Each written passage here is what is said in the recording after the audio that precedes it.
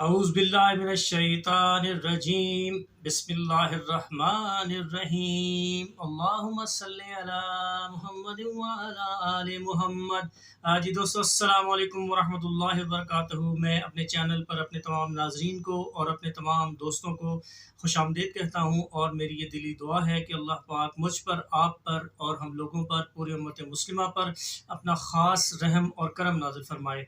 तो जैसा कि आप लोग जानते हैं कि मैं अपने चैनल पर आप लोगों की खिदमत में वजीफ़े ज़िक्र किया करता हूँ, लेकिन आज मैं एक ऐसे इंटरव्यू के मुतालिक ये वीडियो बनाऊँगा, जिस इंटरव्यू को देखने के बाद मेरे ज़हन को एकदम खुल गया, और मेरे ज़हन में ये समझिए कि मेरे दिमाग की घंटी एकदम बज गई। ये एक डॉक्टर साहब हैं, ग़ालिबन मुझे शायद उनका नाम मेरे ज़हन में नहीं है। ये किसी लाइव प्रोग्राम में उन्होंने, जो अमीर जमात इस्लामी हैं डॉक्टर सिराजुल हक साहब, उनसे इन्होंने 2 क्वेश्चन किए हैं कि इनका जवाब कहीं से ला कर दें, और वो वही क्वेश्चन मैं आज अपने नाज़रीन से और अपने दोस्तों से करना चाहता हूँ, कि जिनको सुनकर मेरा दिमाग एकदम से चकरा गया है।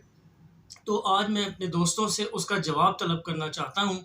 इस वीडियो को ज़्यादा से ज़्यादा शेयर कीजिएगा, ताकि जितने ज़्यादा से ज़्यादा लोगों का जवाब आ सके या लोग इससे मुस्तफ़ीद हो सकें तो हो जाएँ। उस प्रोग्राम में उन डॉक्टर साहब ने पहले थोड़ी-सी तफ़सील बताई, जो कि मैं आपसे के साथ शेयर करना चाहता हूँ, कि उनका कहना ये था कि हज़रत दाऊद अलैहिस्सलाम जो थे वो लोहार का काम करते थे। वो बेसिकली पेशे के लिहाज से लोहार थे, और हज़रत दाऊद अलैहिस्सलाम की जो कौम है वो यहूदी है। तो एक लोहार की जो उम्मत है या उसकी जो कौम है, आज पूरी दुनिया पे हुकूमत कर रही है।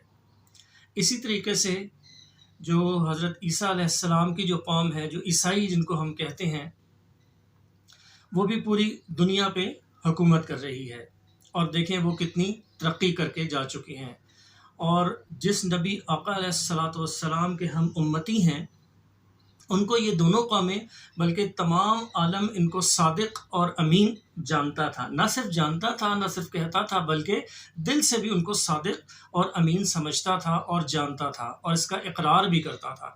लेकिन क्वेश्चन सिर्फ ये है कि एक लोहार, हमारे नबी अल्लाह पाक के नबी हैं, उनकी कौम इतनी तरक्की कर गई और ईसाइयों की कौम इतनी तरक्की कर गई, लेकिन सादिक की जो उम्मत है वो इतनी झूठी क्यों, और अमीन की जो उम्मत है वो इतनी चोर क्यों है? ये एक ऐसा सवाल था जिसने मेरे ज़हन को एकदम घुमा कर रख दिया था। क्या हम उस करीम नबी की उम्मत कहलाने के लायक हैं? अब इसमें अगर हम हुकूमत को कोसना शुरू करें, तो इसमें हुकूमत का तो कोई अमल दखल नहीं है। इसमें हम लोगों को पहले मुझे अपने आप को इनफ़रादी तौर पर देखना पड़ेगा कि मैं इस माशरे की बेहतरी के लिए क्या कर सकता हूँ। क्या मैं अपने जो हमारे पसंदीदा और ये समझिए कि अल्लाह पाक के आखिरी नबी आखिरुज़्ज़मान सल्लल्लाहु अलैहि वसल्लम, उनकी तालीमात पर अमल करना मेरे लिए कितना मुश्किल है, या मैं कितना इनफ़रादी तौर पर कितना उस पे अमल करता हूँ। मैं आपको छोटी-सी एग्ज़ाम्पल एक दे देता हूँ कि आप कहीं सफ़र पे जा रहे हैं, बाइक पे जा रहे हैं या गाड़ी पे जा रहे हैं। देखें, हमारा एक नॉर्मल एक हमारी एक अंडरस्टैंडिंग बन चुकी है।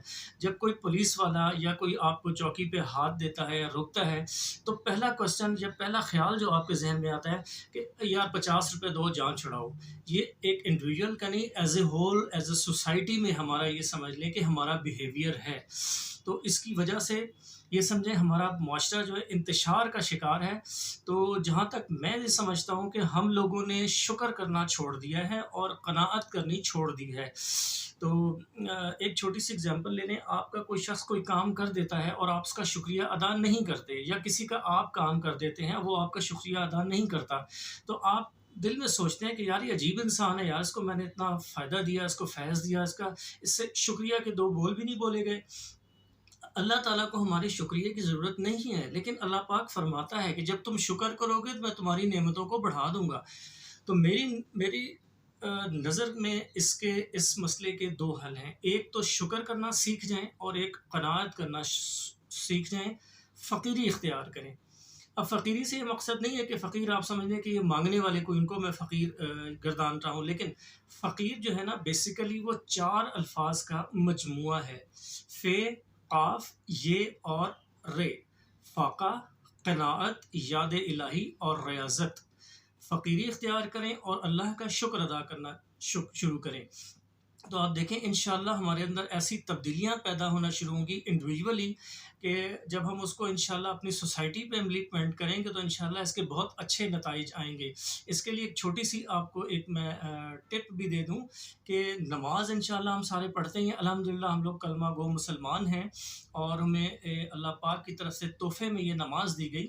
तो हर ये समझें कि फजर की नमाज के बाद और इशा की नमाज के बाद एक तस्बीह या शकूरों की पढ़ लिया करें। इसका फ़ायदा ये होगा कि इंशाअल्लाह नमाज की पाबंदी भी हो जाएगी और हम लोग अल्लाह पाक हम लोगों को अपने शाकिरीन में से भी लिख देगा और इंशाअल्लाह ऐसे रहम और करम से अपने दरवाज़े खोलेगा कि इंशाअल्लाह आप ये देखें जो माशरती बिगाड़ है वो इंशाअल्लाह ख़त्म हो जाएगा और as a whole as a society हम इंशाअल्लाह तरक्की करेंगे। तो इसके साथ ही मैं अब इजाज़त चाहता हूँ, अगली वीडियो तक के लिए मुझे इजाज़त दीजिएगा। अस्सलाम वालेकुम।